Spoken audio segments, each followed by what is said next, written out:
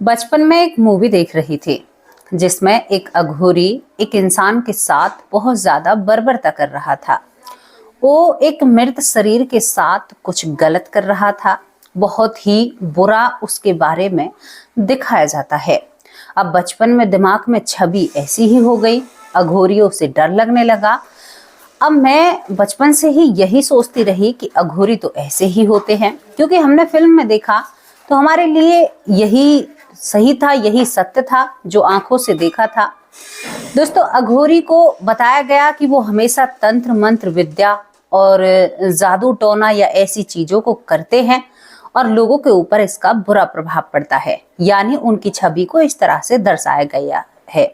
हालांकि अघोरियों का जो इतिहास है वो हजारों सालों से है। अब यहाँ पर हमारे दिमाग में और लोग अघोरी नाम आते ही डरने लगते हैं। दोस्तों, दो ऐसे संत हैं जिन्हें मैं संत का ही नाम दूंगी। कौन से संत हैं? एक नागा साधु और एक अघोरी। आज दो अलग अलग शक्तियों के बारे में आपको जानकारी दूंगी।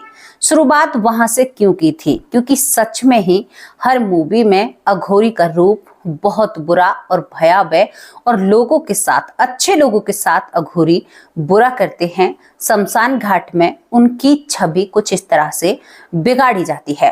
देखो, आरोप की कोई बात नहीं है, लेकिन मैं केवल आप लोगों के सामने सच्चाई रखूंगी। अब मैं पहली सच्चाई आप लोगों के सामने नागा साधुओं की रखूंगी। नागा साधु जिनका इतिहास बहुत शुरू से शुरू है, शायद यानी दुनिया तब से बनी है तब से नागा साधुओं का इतिहास है। नागा और अघोरी दोनों ही शिव को मानते हैं, यानी शिव ही सब है और शिव ही सब है और सब ही शिव है। दोनों एक ही के उपासक हैं। हालांकि कुछ अघोरी यहाँ पर भैरव देवी या चामुंडा देवी की साधना भी करते हैं। लेकिन अब मैं आपको पहले बताती हूँ नागा साधुओं के बारे में। दोस्तों, नागा साधुओं ने पता है बहुत कुछ किया है। क्या किया है? अब आपको दो कहानियां मैं आपको बताऊंगी। यहाँ पर पहले जब सिकंदर जिसे कहते हैं, जिसने पूरी दुनिया को जीत लिया था, सिकंदर ने जब भारत पर आक्रमण किया था तो उस समय जो हमारे नागा साधु होते हैं उनका एक अहम रोल होता है उस युद्ध में। वो सिकंदर के खिलाफ लड़ाई लड़ते हैं और वो यहाँ के लोगों का साथ देते हैं। उन लोगों को ऐसी शिक्षाएं थी, वो लड़ना जानते थे, अस्त्र शस्त्र चलाना जानते थे। आज भी आप महाकुंभ में उस छवि को देख सकते हैं। नागा साधु क्या होते हैं, कैसे वो यहाँ पर मुगलों से भी उन लोगों ने लड़ाई की, कई बार कुंभ मेले को भी उन्होंने बचाया बनाया। तो यहाँ पर चलिए आपको नागा साधु के बारे में जानकारी दे देती हूँ। दोस्तों, नागा साधु जब एक व्यक्ति बनता है तो सबसे पहले उसकी परीक्षा होती है। नागा साधु सबसे पहले इस दुनिया से और अपने परिवार से अपना मोह तोड़ता है। पहला काम वो अपने हाथों से पिंड दान करता है। आप अपने हाथों से अपना पिंड दान कर देखिए, आपको कैसा महसूस होगा। नागा साधु पहली परीक्षा ये होती है। नागा साधु अखाड़ों से जुड़े हुए होते हैं। इनके अखाड़े होते हैं और वहां पर ये थोड़ा अभ्यास भी करते हैं। अभ्यास किस चीज का? सैन्य अभ्यास, यानी ये हमेशा अस्त्र शस्त्र भी चलाना जानते हैं। हमेशा तन पर कोई थोड़ा बहुत ही कपड़ा रहता है। उसके बाद ये जो भोलेनाथ की भभूति या कुछ भी लगा लो, उस भस्म को ये अपने तन पर लपेटते हैं, भस्म रमाते हैं और बहुत ही ज्यादा ये हमेशा एक कहते हैं ना कि भक्ति में लीन रहते हैं, यानी एक साधना करते हैं शिव भगवान से। और क्यों करते हैं? नागा साधु जीते जी उसका पुनर्जन्म होता है। क्यों मैं इस कहानी को और इन घटनाओं को आपको बता रही हूँ? जितने भी हैं 100% सत्य हैं। ये अपना जब पिंडदान करते हैं उसके बाद इनकी जिंदगी का एक नया अध्याय चलता है और इनकी जिंदगी का जीते जी पुनर्जन्म हो जाता है। माता पिता बहन भाई सबसे मोह त्याग दिया जाता है और एक अलग दुनिया में प्रवेश कर जाते हैं। गुरु और शिष्य की दीक्षा एक अलग होती है और इनके बहुत सारी परीक्षाएं होती हैं। इन्हें युद्ध का अभ्यास भी कराया जाता है और समय समय आने पर जो नागा साधु होते हैं उन्होंने देश के लिए बहुत कुछ किया है, क्योंकि हम कभी इन बातों पर या इन चीजों पर ध्यान ही नहीं देते। हमारे बच्चों को पता ही नहीं है कि हमारे जो नागा साधु हैं उन लोगों ने हमारे लिए कितना कुछ किया है। पता है, जब भारत पर जो सिकंदर होता है वो आक्रमण करता है तो सबसे आगे नागा साधु आते हैं अपने भाले, त्रिशूल और ऐसी शस्त्रों के साथ, और उसकी सेना से लोहा मनवाते हैं। हालांकि दोस्तों ये बात अलग है कि सिकंदर ने भारत पर राज जमा लिया था, लेकिन नागा साधुओं ने बहुत कोशिश की थी। ये शिव की भक्ति में लीन रहते हैं, ये शिव को ही सब मानते हैं और सबको ही शिव मानते हैं। और ये क्यों नागा साधु बनते हैं? क्योंकि मोह माया इस दुनिया के चक्र से दूर रहना चाहते हैं, किसी से ज्यादा बात नहीं करते हैं। कहते हैं कि नागा साधु का अगर किसी को आशीर्वाद मिल जाए तो उसकी जिंदगी बन जाती है। दूसरी बात, नागा साधु के बारे में आप लोगों को बताएं, एक और कहानी आपको बता दें। यहाँ पर हमने आपको बताया कि सिकंदर का इतिहास है, लिखा हुआ है कि सिकंदर से इन्होंने सबसे पहले लड़ाई की थी, क्योंकि इन्हें अपना देश प्रिय था। कहते हैं कि एक साधु भी अपनी देशभक्ति में विलीन रहता है, तो आपको नागा साधुओं को याद करना होगा और उनके प्रति मान सम्मान और बढ़ाना होगा। दूसरी बात मैं आपको बताऊं, 16 से 17वीं शताब्दी में जब हमारे देश में मुगलों का राज चलता है तो हमारा जो ये कुंभ का मेला है, यानी इस पर मुगल प्रतिबंध लगाते हैं। प्रतिबंध जब लगाया जाता है, लेकिन जो समय, जो तिथि होती है, उस समय नागा साधु आते हैं बड़ी तादाद में कुंभ के मेले में, यानी स्नान करने के लिए। तो वहां पर मुगलों द्वारा इनको रोका जाता है। कहते हैं कि इन्होंने अपने चिमटों से ही, और इनके पास जो अस्त्र शस्त्र थे ज्यादा कुछ नहीं होते हैं, उन्हों से ही मुगलों की सेना को मारकर भगा दिया था, यानी वहां से खदेड़कर, और इन लोगों ने वहां पर स्नान किया था। बहुत प्रणाम है ऐसे संतों को, और इन्होंने अपनी परंपरा को टूटने नहीं दिया था। हिंदुत्व की तरफ इन्होंने एक बहुत बड़ा त्याग और बहुत बड़ा इनका साथ यानी सपोर्ट रहा है। जो नागा साधु होते हैं, हम उन्हें बहुत सम्मान की नजरों से देखते हैं। दोस्तों, यहाँ पर औरंगजेब की सेना और अफगानों की सेना से भी नागा साधुओं ने युद्ध किए थे। क्या आपको पता है? क्या आप इनके इस बलिदान को या इनके इस एक साहसी कदम को आप क्या कहोगे? क्योंकि इन्हें अपना देश प्रिय था। ये तो नागा साधुओं के बारे में मैंने आपको बताया, जो शिव को मानते हैं और शिव में ही अपनी दुनिया जानते हैं, और ये जीते जी इनका पुनर्जन्म होता है जब ये अपना पिंड दान करते हैं और शिव की ही भस्म अपने शरीर पर रमाते हैं। दोस्तों, अब इसी तरह से यहाँ पर जो अघोरी होते हैं उनका कुछ इतिहास रहा है। अघोरी जो बाहरी दुनिया से दूर रहते हैं। नागा साधु भी हमें कभी नजर नहीं आते हैं, केवल कुंभ मेले में हजारों नागा साधु, लाखों नागा साधु कहाँ से आते हैं ये पता ही नहीं चलता है, जिसमें अघोरी भी होते हैं।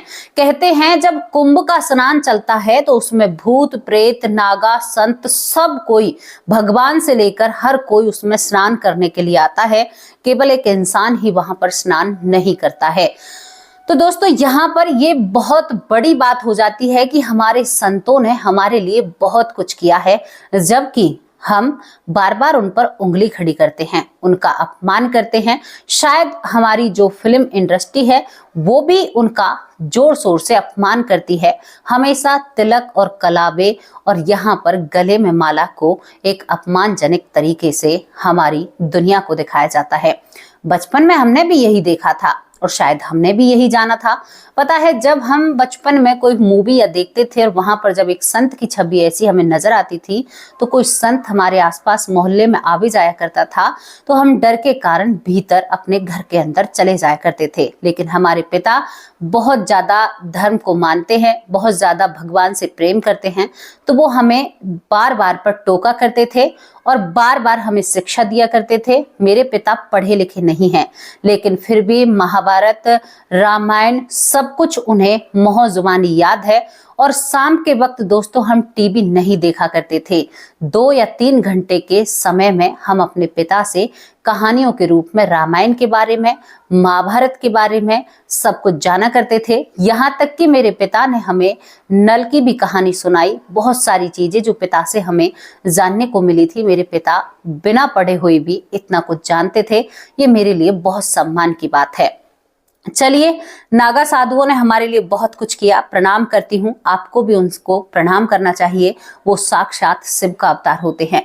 जब वो उनकी लटाएं होती हैं, रुद्राक्ष उनके गले में होता है, और जब वो अपना लंगोट या बिना लंगोट के अपने तन पर भस्म रमाकर चलते हैं, तो देखने में लगता है ना कि मानो साक्षात धरती पर शिव भगवान उतर कर आ गए हों। लगता है कि नहीं लगता है? मैं अब अपने मन में उस अनुभूति को, उस चित्र को याद कर रही हूँ, और शायद लग रहा है कि मैं एक साधु के दर्शन कर रही हूँ। दोस्तों, मेरे मन में बहुत सम्मान है, मैं बहुत सम्मान करती हूँ। चलिए अब दूसरे चित्र की तरफ चलते हैं। दूसरा चित्र यहाँ पर होता है अघोरियों का। अघोरियों के बारे में कई तरह की चीजें कहा जाती हैं। अघोरियों के बारे में कहा जाता है, यहाँ पर मीडिया ने भी बहुत सवाल खड़े किए थे। अघोरियों के बारे में कहा जाता है कि ये मांस खाते हैं। हाँ, ये मांस खाते हैं। अघोरी जिस तरह से नागा साधु बनने से पहले अपना पिंड दान करते हैं, उसी तरह से एक अघोरी बनने से पहले पिंड दान करता है। दोस्तों, अघोरियों में एक खास बात क्या होती है? गुरु और शिष्य की जो परंपरा होती है, गुरु और शिष्य का संबंध बहुत ठोस होता है। अगर किसी अघोरी से उसके गुरु ने कहा कि मुझे उसका सर चाहिए, तो यहाँ पर एक अघोरी चूकेगा नहीं उसका सर लाने से। अघोरी नाम आते ही दिमाग में डर बैठ जाता है। डर सा लगता है ना कि कैसी छवि रही होगी। दूसरी सामान्यता आपको बताती हूँ कि अघोरी अपने शरीर पर जो कि शमशान घाट में राख होती है, उस भस्म को लगाते हैं। अघोरी भी शिव साधक होते हैं। अघोरी शिव को मानते हैं। शिव ही सब है और सब ही शिव है। अघोरी भी इस बात को पूरी मानते हैं। अघोरी इस दुनिया से, मोह माया से बिल्कुल कटे हुए होते हैं। अघोरी आपको देखने को नहीं मिलेंगे। वो हर वो चीज करेंगे जिनसे, जो हमारे जैसे अब के युग में कहूं, जैसे आप लोग कहते हैं, पढ़े लिखे लोग कहते हैं कि सोसाइटी यानी एक समाज, जिससे समाज खुश रहेगा, अघोरी उसके विपरीत चलेगा, क्योंकि वो उस समाज से कटना चाहता है और उस समाज को बिल्कुल भी नहीं मानना चाहता है। वो जीते जी अपने आप को मृत मानता है और वो शिव भगवान से कहता है कि प्रभु, मैं मरण और जन्म से छुटकारा पाना चाहता हूँ। जिस तरह से एक नागा साधु यानी पुनर्जन्म या जन्म से छुटकारा पाना चाहता है, उसी तरह से एक अघोरी पाना चाहता है। दोस्तों, जब अघोरी स्नान करने के लिए आया था, तो उस वक्त मुगलों की सेना को युद्ध में यानी इन लोगों ने भी खदेड़ा था। अब यहाँ पर अघोरियों के बारे में कहा जाता है कि अघोरी हमेशा लोगों को सताते हैं या उनके ऊपर जादू टोना करते हैं, यानी मंत्र सिद्धि जो उनकी भी है उनको करते हैं, ऐसा नहीं है। अघोरियों की एक छवि मैं आप लोगों के सामने रखना चाहती हूँ। अघोरियों की जो परंपरा है, गुरु परंपरा के अनुसार, गुरु कहते हैं अघोरियों से कि कभी भी किसी इंसान को आपके जरिए सताया नहीं जाएगा। कभी भी आप अपने आप को प्रबल या कहते हैं ना कि अपने आप को एक अच्छा इंसान दिखाने की कोशिश नहीं करोगे, क्योंकि आपको समाज से दूर रहना है, आपको मोह माया से दूर रहना है, आपको लोगों के सामने नहीं जाना है। आपको जितनी हो सके, हाँ, किसी की मदद कर दीजिए, लेकिन किसी को परेशान करने का, अगर कोई अघोरी किसी को परेशान कर रहा है या किसी के ऊपर तंत्र विद्या मंत्र विद्या करता है, तो वो अघोरी नहीं कहलाया जाता।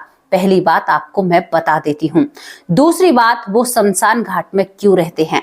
वो हमेशा अपने आप को जताते हैं कि हम मृत हैं, और वो हमेशा अपने आप को याद दिलाते हैं कि हमारा अंत यही है और यहाँ से फिर हम शुरू नहीं होना चाहते, क्योंकि शमशान घाट ही वो जगह है जहाँ से मृत्यु और जन्म की शुरुआत होती है। आप ये बात ध्यान करके लिख के रख लेना।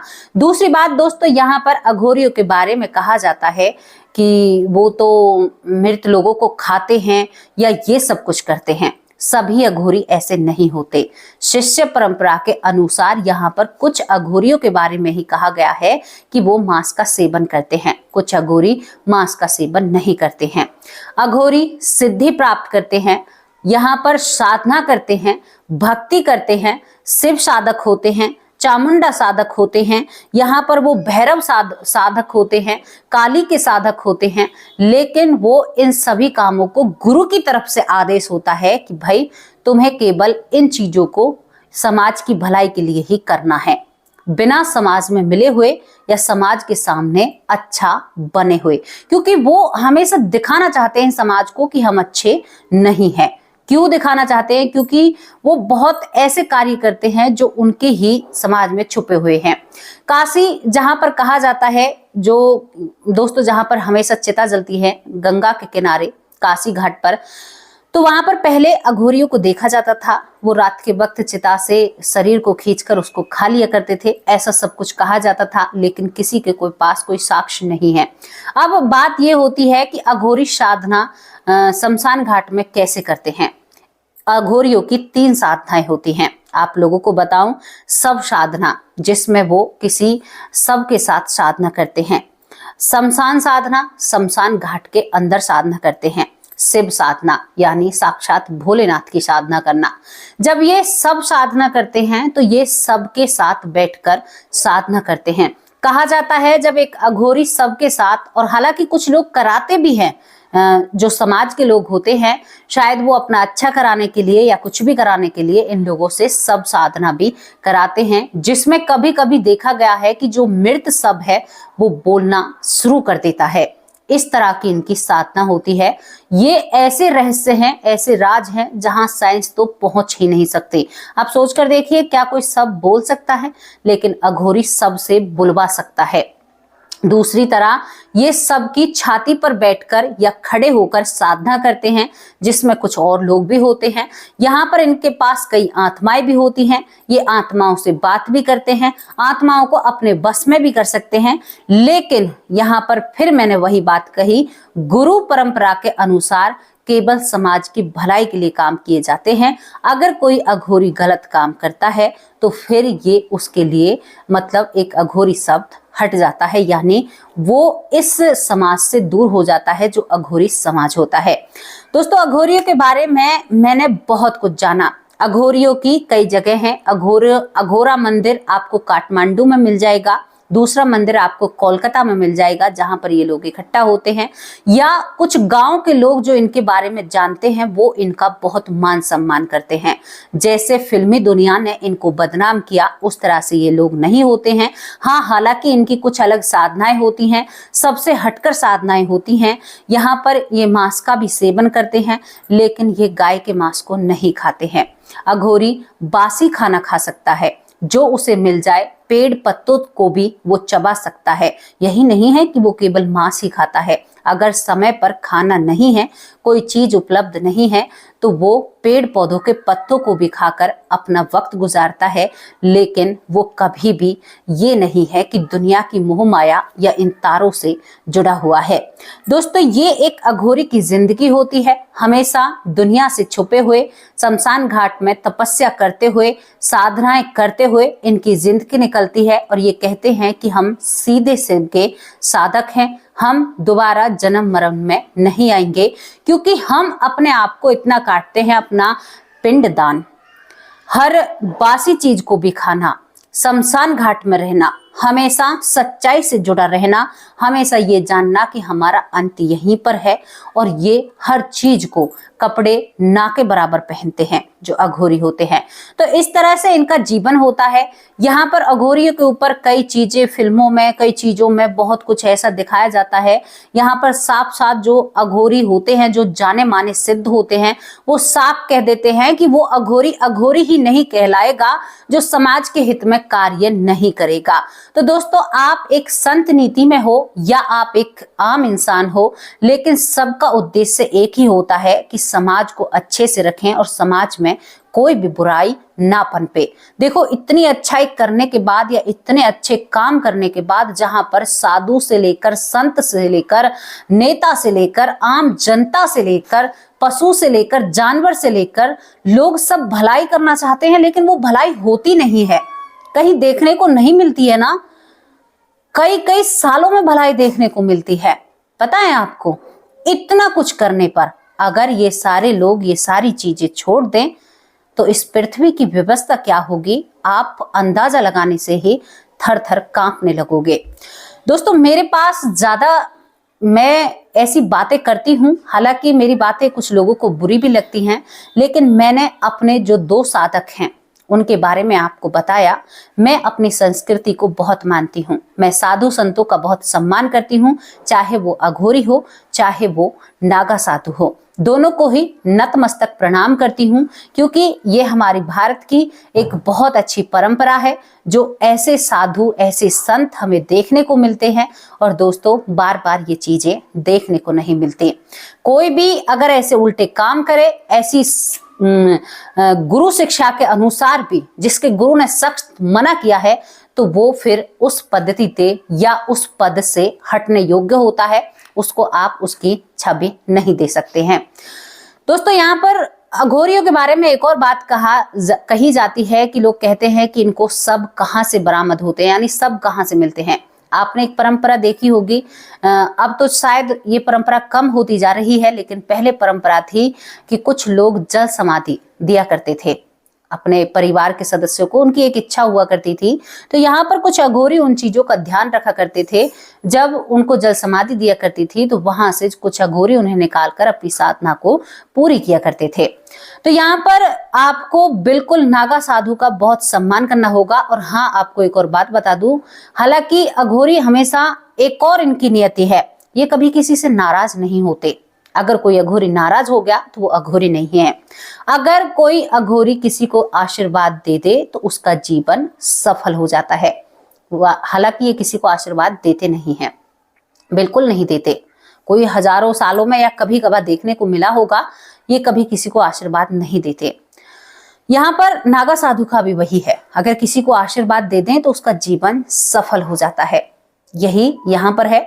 हालांकि वो भी ज्यादा किसी को आशीर्वाद नहीं देते।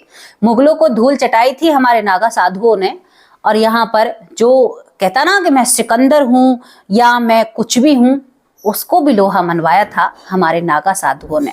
हमें इनके बारे में हमेशा ना प्रणाम करना चाहिए, इनके बारे में जानकारी रखनी चाहिए कि हमारे साधुओं की अहम भूमिका रही है। आज भी जब वो अखाड़ों में निकलते हैं और जब उनके अस्त्र शस्त्र देखते हैं तो खून में एक अलग ही गर्मी आती है। कितने लोगों को आती है जरूर बताना। हालांकि मैं आज तक कुंभ स्नान मैंने कभी नहीं किया है, और शायद अभी मौका मुझे मिलेगा, कब या नहीं मिलेगा ये भगवान के ऊपर आधारित होता है। तो और मेरी जिंदगी के ऊपर वो चलाने वाले हैं, वो अगर कभी मौका देंगे तो जरूर होगा। लेकिन मैं टीवी में ही देखकर मुझे एक जज्बा सा और एक अच्छा लगता है उन्हें देखकर। तो दोस्तों आप लोगों को भी क्या ऐसा लगता है, अपनी राय जरूर कमेंट बॉक्स में रखना। और आज से ही अघोरियों के प्रति अपनी सोच बदलना, और आज से ही नागा साधु के प्रति अपनी सोच बदलना। लोग कहते हैं मार देंगे, ये कर देंगे, कभी भी नहीं। एक साधक, एक शिव साधक किसी को नहीं मार सकता बेवजह, नहीं, ये इनकी गुरु पद्धति में है ही नहीं। तो दोस्तों मेरी सोच से जितना मुझे समझ आया, जितना मैं जांच पड़ताल कर पाई, उतना मैंने आप लोगों को बताया। आपको ये जानकारी कैसी लगी अपनी राय कमेंट बॉक्स में जरूर रखना। 2 साधुओं के बारे में मैंने आपको बताया है। अब उन लोगों के नाम लेती हूँ जो लोग हमारी वीडियो पर कमेंट करते हैं। सीताराम गुप्ता, बहुत बहुत धन्यवाद आपका। यहाँ पर भीम सिंह यादव, बहुत बहुत धन्यवाद। JHB जम्बकुश, इस तरह से आपका नाम है, बहुत बहुत धन्यवाद आपका। सुषमा शर्मा, बहुत बहुत धन्यवाद। आशा गुप्ता, बहुत बहुत धन्यवाद। बिमला दलाल बहन, कैसी हो आप? बड़ी बहन हो, माँ के समान प्यार करती हो। साक्षी M2 रेगुलर कमेंट करती हैं, बहुत प्यारे कमेंट होते हैं। यहाँ पर मीनाक्षी वर्मा, बहुत बहुत धन्यवाद। रेणु पांडे, बहुत बहुत धन्यवाद। मीनाक्षी वर्मा रेगुलर कमेंट करती हैं, रेणु पांडे भी। पूनम यादव भी रोज कमेंट करती हैं। अयोध्या से सुचिता श्रीवास्तव, बहुत बहुत धन्यवाद। सुचिता श्रीवास्तव, जो आप अयोध्या से हैं, बहुत अच्छी नगरी से हैं। हमारा भी श्री राम भगवान को प्रणाम कह दीजिएगा। आप अयोध्या से हैं तो मुझे बहुत खुशी हुई। काश हमें भी भगवान बुलाएं और हम जल्दी उनके पास आएं, और हमारा भी जरूर मेरा प्रणाम लगेगा। केवल आप एक बार कह देना आप अयोध्या से हैं। सुरेंद्र पाल कौर, बहुत बहुत धन्यवाद बहन, आप बहुत प्यारी बहन हो, बहुत अच्छी बहन हो। योग माया साहू, बहुत दिन से जुड़ी हुई है, बहुत अच्छे कमेंट करती हैं, प्रणाम है बहन आपको, बहुत बहुत धन्यवाद आपका। राजकुमार भाई, कैसे हो आप? बहुत अच्छे कमेंट होते हैं आपके, बहुत बहुत धन्यवाद। शंकर चौधरी, बहुत बहुत धन्यवाद। शायद आपका नाम पहली बार लिया है या आप पहले से ही जुड़े हैं। यहाँ पर रेणु शर्मा बहन, कैसी हो? ये भी रेगुलर कमेंट करती हैं। संतोष सोनी रेगुलर कमेंट करती हैं। सत्यजीत चोपड़ा रेगुलर कमेंट करते हैं, बहुत बहुत धन्यवाद। पिंकी बहन भी रोज कमेंट करती हैं। एस मिश्रा रेगुलर कमेंट करते हैं। महेंद्र दीक्षित भाई हमेशा मेरे सपोर्ट में रहते हैं और बहुत अच्छे प्यारे कमेंट करते हैं। महेंद्र दीक्षित भाई बहुत बहुत धन्यवाद, आप जो अपनी बहन का इतना साथ देते हो। और कभी कभी कहते हैं कि दीदी मैं कमेंट नहीं कर पाता हूं, तो कोई बात नहीं, काम भी जरूरी है, लेकिन आपके कमेंट से मुझे बहुत अच्छा महसूस होता है। बहुत बहुत धन्यवाद भाई। यहाँ पर सुमित्रा पौर बहुत बहुत धन्यवाद बहन। प्रवेश भाई बहुत बहुत धन्यवाद। सीता मौर्य बहन कैसी हो आप? आपने कई सवाल किए थे, शायद मुझे लगता है आपको जवाब मिल गया होगा। बहुत बहुत धन्यवाद, आप बहुत अच्छे कमेंट करती हैं। गायत्री देवी बहुत बहुत धन्यवाद। शरीहु बाला एकदम उम्दा, और आपको बहुत ही ज्यादा हिस्ट्री की जानकारी है। इस बात से बहुत खुशी होती है कि जो लोग मुझसे जुड़े हुए हैं वो बहुत जानकारी रखते हैं। भावना बहन कैसी हो आप? बहुत बहुत धन्यवाद। भूप सिंह भाई बहुत बहुत धन्यवाद, आप रेगुलर कमेंट करते हैं, बहुत अच्छे कमेंट करते हैं। यहाँ पर पद्मा राम जाखड़ बहुत बहुत धन्यवाद भाई, आपका तहे दिल से शुक्रिया अदा करते हैं। अनिल शर्मा बहुत बहुत धन्यवाद। अनिल भाई कैसे हो आप? सीताराम गुप्ता बहुत बहुत धन्यवाद। सीताराम गुप्ता जी। जीतू की मम्मी ज्ञान तारा देवी जी बहुत बहुत धन्यवाद। कैसी हो बहन आप? आपके कमेंट भी बहुत अच्छे होते हैं, बहुत ही प्रेरणा देती हो आप, और बहुत ही प्यारे कमेंट होते हैं। सूरज कुमार भाई बहुत बहुत धन्यवाद भाई, आप ठीक ठाक हो। यहाँ पर बबीता सिंह दिल्ली से बहुत अच्छे कमेंट करती हैं, प्रेरणादायक होते हैं और शायद हमारी तारीफ भी करती हैं। थैंक यू प्यारी बहन, बड़ी बहन। मंजू चौधरी छोटी हैं, बहुत प्यारे कमेंट करती हैं, बहुत अच्छे कमेंट करती हैं। राधा रवि शुक्ला भाई बहुत बहुत धन्यवाद, आपका पहली बार कमेंट आया है। श्री राधे, अब ये आईडी का नाम है पता नहीं, बहुत बहुत धन्यवाद। जय श्री राधे, राधे राधे बहुत बहुत धन्यवाद। बीबी खत्री का नाम मैंने पहले भी लिया है, बहुत बहुत धन्यवाद आपका भाई जी। यहाँ पर सीता देवी बहुत बहुत धन्यवाद। सीमा बहन लखनऊ से, वाह बहन आपके रेगुलर और रोज कमेंट आते हैं, आप बिल्कुल बहुत अच्छे कमेंट करती हैं, बड़ी बहन है। अर्चना शर्मा ये भी हमारी बहन बहुत अच्छी हैं। माइकल डिसूजा भाई भी बहुत अच्छे कमेंट करते हैं। ज्ञान तारा सरस्वती बहुत प्यारी बहन है और बहुत अच्छे कमेंट करती हैं, बड़ी बहन है। डॉक्टर सुरेश सोनी बेटी बेटा लाडो कहकर बुलाते हैं, बहुत बहुत धन्यवाद भाई जी। सुधीर सिंह भी बहुत अच्छे कमेंट करते हैं, बहुत प्यारे। लखविंदर सिंह भाई बहुत अच्छे कमेंट करते हैं। बीके अंजलि जी बहुत बहुत धन्यवाद। नीलेश विश्वकर्मा बहुत बहुत धन्यवाद। कांति बाई हमें माँ जैसा प्यार करती हैं, बेटी कहकर बुलाती हैं, बहुत बहुत धन्यवाद कांति बाई माँ, कैसे हो अब आप? यहाँ पर निर्मल सैनी बहुत बहुत धन्यवाद भाई आपका, आप ठीक हो? काजल सिंह कैसी हो काजल? सिकंदर सिंह भाई बहुत अच्छे कमेंट करते हैं, बहुत प्रेरणादायक कमेंट होते हैं। रामायण कुशवाहा भाई बहुत प्यारे कमेंट करते हैं, बहुत अच्छे इनके कमेंट होते हैं और रेगुलर कमेंट होते हैं। यहाँ पर भीषु दास बहुत बहुत धन्यवाद, भीषु दास जी तहे दिल से शुक्रिया अदा करते हैं। प्रधान सिंह जी बहुत बहुत धन्यवाद। यहाँ डॉक्टर जयवीर पखर भाई बहुत बहुत धन्यवाद। ओम प्रकाश भाई बहुत अच्छे कमेंट करते हैं। पर्वत कुमार बहुत प्यारे कमेंट होते हैं। ज्ञान तारा सरस्वती बहन बहुत प्यारे कमेंट करती हैं। यहाँ पर नीता कुंतल बहन वो भी बहुत अच्छे कमेंट करती हैं। मधु उपमन हमें बेटी कहकर बुलाती हैं, आपकी तबीयत ठीक है? आप गिर चुकी थी, मुझे जरूर इसके बारे में जानकारी देना। दोस्तों आप सभी लोगों के नाम लिए। यहाँ पर हमारी एक बहन ललिता बहन जो हरियाणा से हैं। एक हमारी बहन ऐश्वर्या बहन है, वो भी बहुत दिन से गायब हैं। बहन मुझे पता नहीं आप वीडियो देखती हैं या नहीं देखती, लेकिन मैं आपको बहुत याद कर रही हूँ। यहाँ पर एक और बहन ऐश्वर्या हैं। तो आप सभी का साथ और प्यार तो मुझे यहाँ तक लेकर आया है, और मैं आपके दुख में सुख में आपके साथ खड़ा होना चाहती हूँ। जैसे आप लोगों ने मेरी बीमारी की घड़ी में मुझे बहुत ज़्यादा सपोर्ट किया, मेरा साथ दिया, तो आप मेरा परिवार हैं और मेरा फर्ज बनता है। अब आप लोगों से विदा लेती हूँ, कल हाजिर होंगे एक सच्ची और अच्छी स्टोरी के साथ। तब तक के लिए नमस्कार, जय हिंद, जय